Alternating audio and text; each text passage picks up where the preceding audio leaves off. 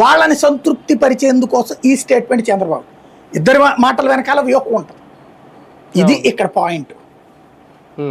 అంటే పథకం పేరు మారుతుంది కానీ పథకానికి సంబంధించిన విధానాలను మార్చలేకపోతుందా ఏ ప్రభుత్వం? దానివల్ల అందులో కొన్ని లోపాలు వస్తున్నాయి. ఎందుకంటే ఇవాళ చూసుకుంటే ఎవరికో 21 మందికి పిల్లలు ఉన్నారని చెప్పి ఒక ఆమెకు వేసేసారంట డబ్బులు. అంటే కొన్ని లోపాలను అయితే బయటికి తీస్తున్నారు. అవి సహజం అనుకోవాలా, లేదంటే ఇలాంటి సందర్భాల్లో అలాంటి లోపాలు జరగడాన్ని ఎలా చూడాలి? ఇక్కడ ప్రాక్టికల్ నాలెడ్జ్ బ్యాచ్ అనేది ఒకటి ఉండాలండి ఏ టీంలోనైనా సరే. అది లేకపోతే ఇట్లాంటి సమస్య వస్తుంది. నేను ఇంతకుముందు కూడా చెప్పాను, ఎలక్షన్స్ ముందు ఒకే ఇంటి పేరుతో డోర్ నెంబర్లు, ఒకే డోర్ నెంబర్తో 50 మందికి 100 మందికో 150 మందికో ఓట్లుంది, అది పెద్ద కుంభకోణం అని పత్రికలు టీవీలు రాస్తాయి.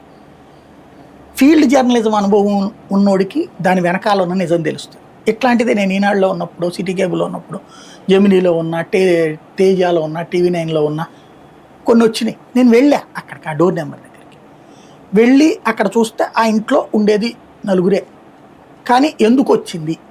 అప్పుడు మనం ఏం చేయాలా?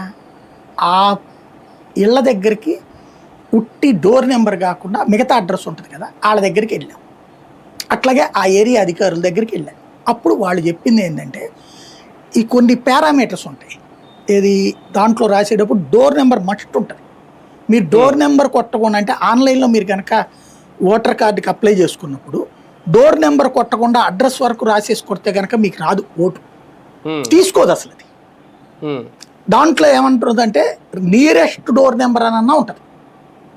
ఇప్పుడు ఇదివరకు మాకు ఉడా కాలనీలో మా ఇళ్ళన్నిటికీ కాలనీలో ప్రతి ఇంటికి నెంబర్లు వేసి ఉంటాయి.